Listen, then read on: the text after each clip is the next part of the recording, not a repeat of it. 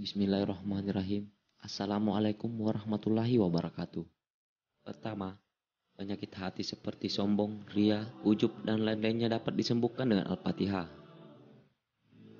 Ibnul Qayyim rahimahullah mengatakan, sering aku mendengar Syekhul Islam Ibnu Taimiyah rahimahullah mengatakan, ia anak bodoh, yang berarti kepadamulah kami menyembah, merupakan obat dari penyakit ria.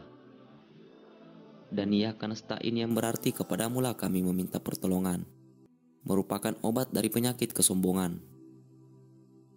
Maka ia anak bodoh dapat menghilangkan penyakit-penyakit hati dan mengingatkan seorang hamba akan kedudukan ikhlas yang merupakan semulia-mulianya kedudukan. Dan ia akan nastain menyadarkan seorang hamba akan kefakiran dan kebutuhannya terhadap pertolongan Allah Subhanahu wa taala. Seperti dalam firman-Nya Allah Subhanahu wa taala mengatakan, wahai sekalian manusia, kalian ini fakir atau butuh kepada Allah Subhanahu wa taala, dan Allah Subhanahu wa taala Maha Kaya lagi Maha Terpuji. Quran surat Fatir ayat 15. Kedua, Al-Fatihah untuk penyakit badan. Terdapat sebuah hadis dari sahabat Abu Sa'id Al-Khudri bahwa ada sekelompok sahabat Rasulullah Sallallahu Alaihi Wasallam dahulu berada dalam perjalanan safar, lalu melewati satu kampung Arab. Kala itu, mereka meminta untuk dijamu. Namun penduduk kampung tersebut enggan untuk menjamu. Penduduk kampung tersebut lantas berkata kepada para sahabat yang mampir, apakah di antara kalian ada yang bisa meruqyah? Karena pembesar kampung tersebut tersengat binatang atau terserang demam. Di antara para sahabat lantas berkata, iya, ada. Lalu ia pun mendatangi pembesar kampung tersebut, dan ia meruqyahnya dengan membaca surat Al-Fatihah. Maka pembesar kampung itu pun sembuh. Lalu yang membaca ruqyah tadi diberikan seekor kambing, namun ia enggan menerimanya.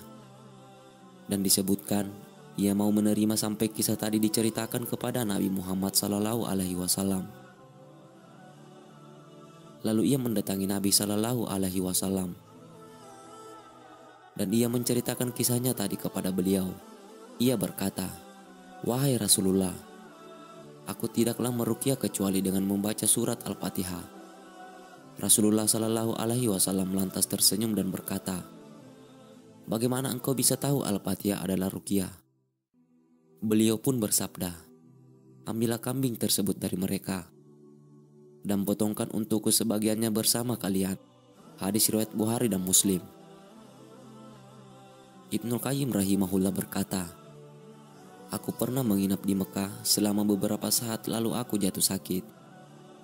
Aku tidak mendapatkan satupun dokter di sana. Maka aku mencoba mengobati diriku sendiri dengan membaca surat Al-Fatihah. Dan aku dapati perubahan yang sangat menakjubkan. Sejak saat itu, aku sering memberikan saran kepada orang-orang yang mengeluh akan penyakitnya untuk membaca Al-Fatihah.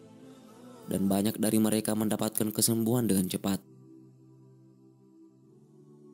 Perlu diperhatikan, membaca Al-Fatihah untuk menyembuhkan juga harus diiringi dengan rasa percaya dan yakin kepada Allah Subhanahu wa taala.